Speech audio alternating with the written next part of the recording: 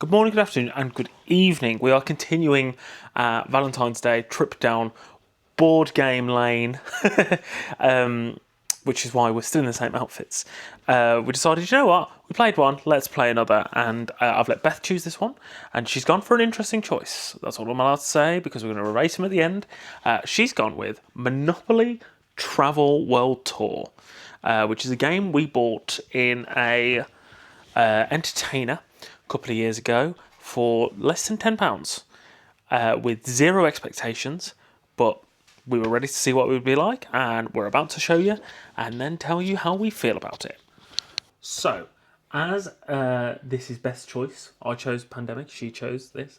I'm going to let her explain the game to you. But first, this is no ordinary Monopoly, as you may have noticed. First of all, it is a dry erase board, which you can't tell right now, apart from the fact there's a pink stain over there. These are stamps. You get different characters and they're all stamps. And as you go around, the aim of the game is to get 3 stamps on the board to win. I'm now going to pass you to Beth, who's going to explain how you find out what stamps you're going to get and where from. So, as with normal Monopoly, you'll roll your dice. Carry on. And then obviously you will move around the board. Same as properties work. If you land on any of these, you can buy them. However, they're not properties. They are landmarks. If you buy a landmark on each different one, you have a travel goal. So for this one, Alhambra, you need to also get to Boulders Beach. If you get to Boulders Beach and stamp it, that will be your first stamp. But you have to complete the travel goal in order to get your stamps. So, yeah, first to 3 stamps wins.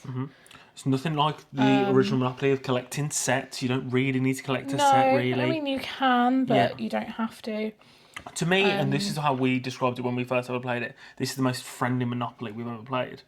There's no reason to get really annoyed if someone takes your set.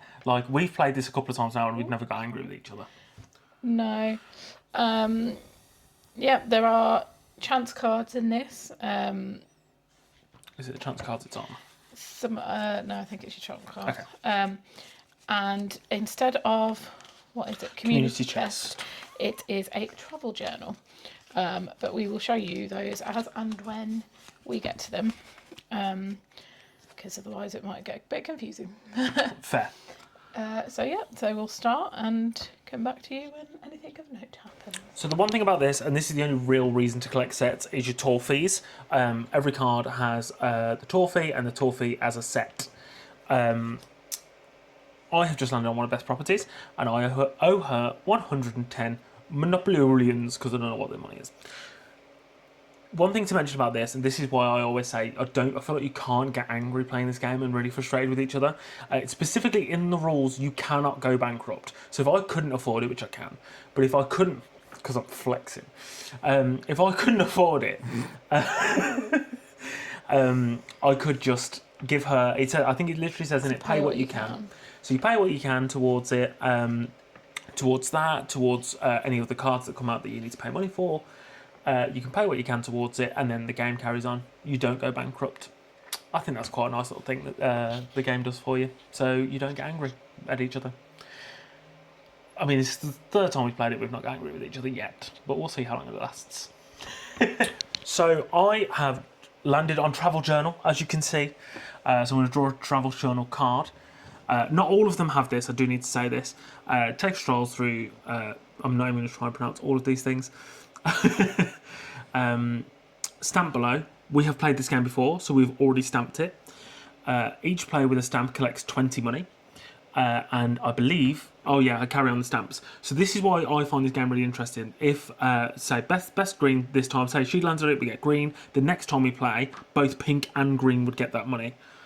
I think that's quite a nice little addition that makes it more interesting every time we play the game. It adds a little bit of a fun little twist to it every time we play. I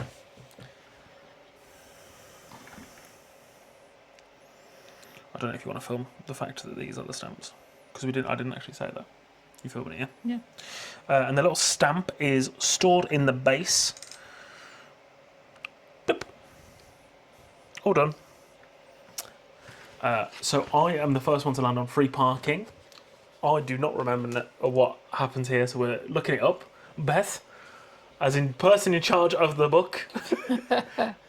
First player to land on free parking may take the ticket and keep it until they're ready to use it.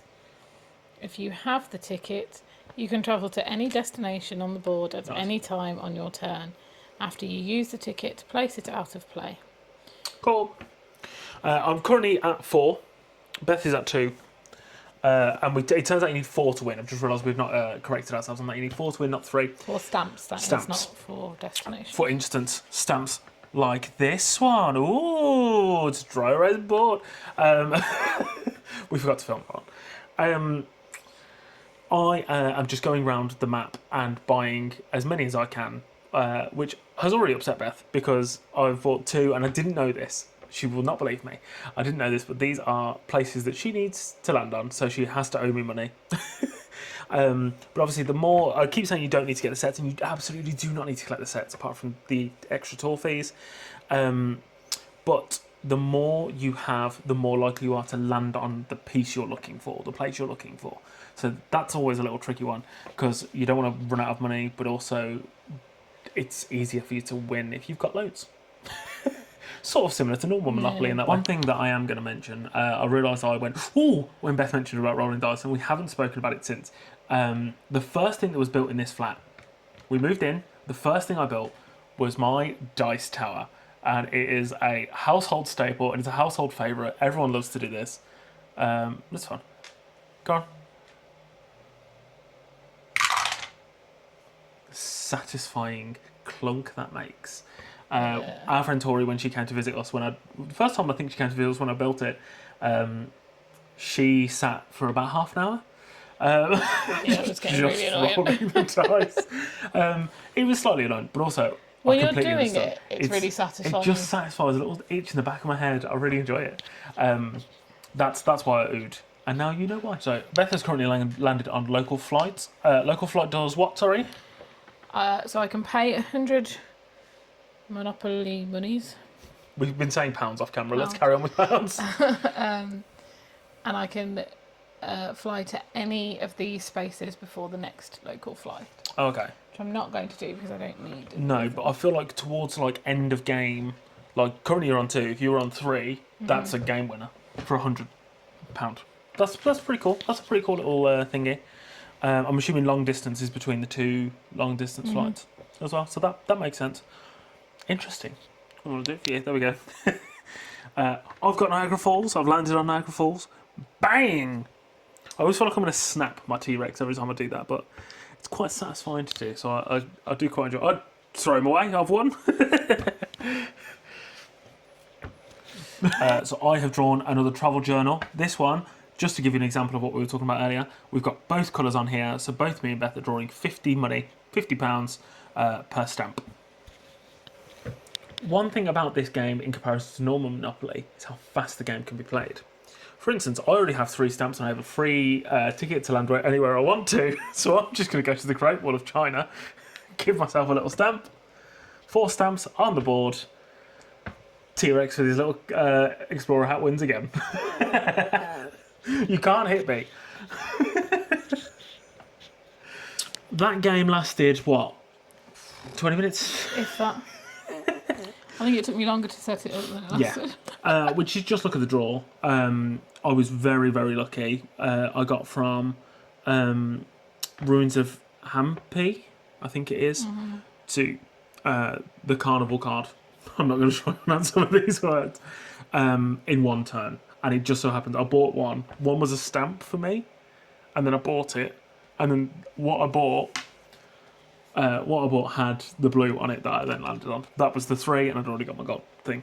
So it was very, very lucky. Some of these games last a little bit longer. We skip over things like auction. Because with two people, if I don't want it, you don't want it, I'm not going to stand there and go 10, 20, 30, 40 and try and get it cheaper. Which is a rule I don't play normal Monopoly either, to be honest. But I quite enjoy this game. I think it's a nice, quick little game. Yeah. It's quite fun. We have quite a nice little laugh when we play it. Significantly less time than Significantly less time, less stressful. I kept talking about us not falling out while we're playing it, while you shouted at me while we're off camera. It was crazy. So, on the ranking list, I'm not expecting you to write the whole thing of this. You're either going for always happy to play, if others want to, forgotten faves, time and place, or donate and sell. I'm going to let you... it's an interesting one, this one.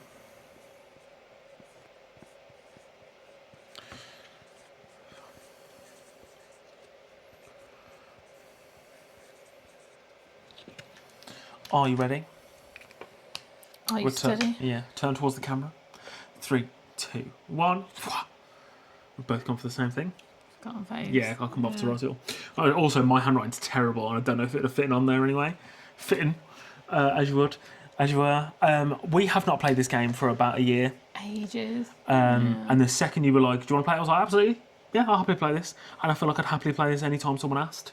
This is one that we play with my mum. We've played this with my mum a couple of times, and when we played it with her, she was like, "Should we play that again?" Yeah. Like straight away. Even after this, even though it was quick, even if it was a bit longer, it's not that late really in the evening, and I'd have been like, "Play it if you want." Even if it'd taken 30, 40 minutes, I'd be like, "Should we play that again?" Just because I feel like it's not as taxing as an It's Monopoly. not. It's and it still good has the fun game mechanic. I like the stamping aspect and things. It's easy to understand. Yeah. It's good fun. It's something a bit different.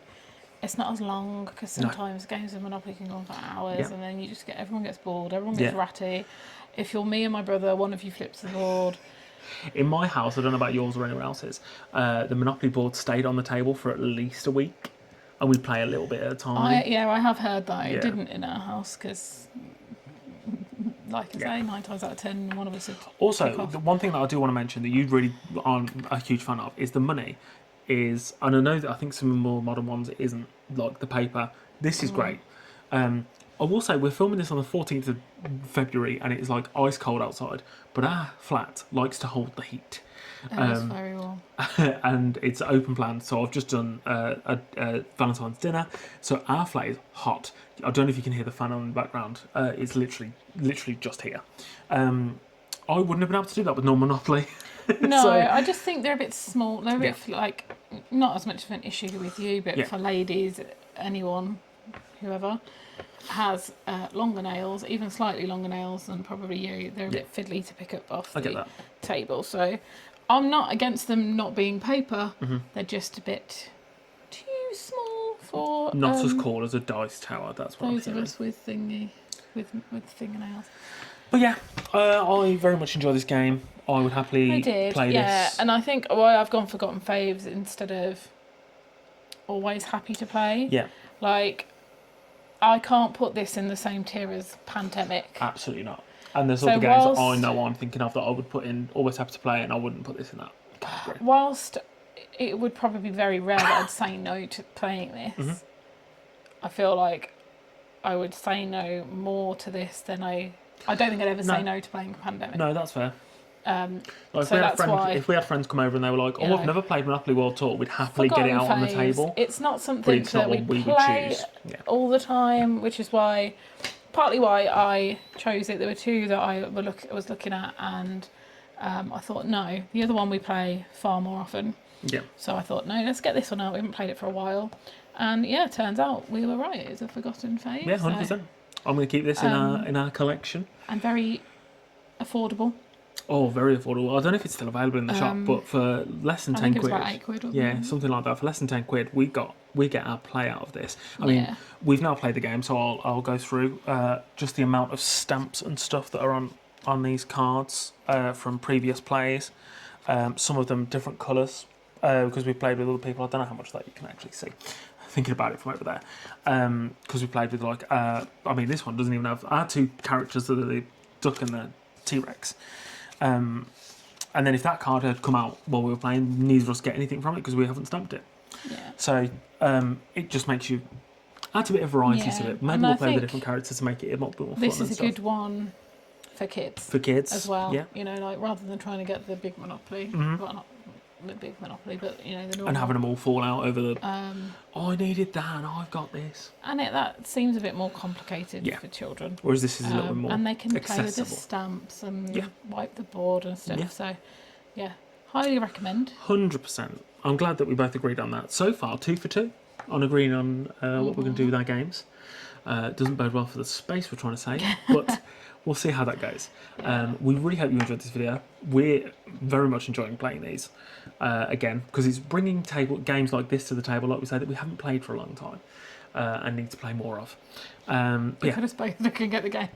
Games are just behind you. Yes. So if you see us looking off camera, that is what I'm literally just sat here thinking, doing. what's the next episode? What can we do next?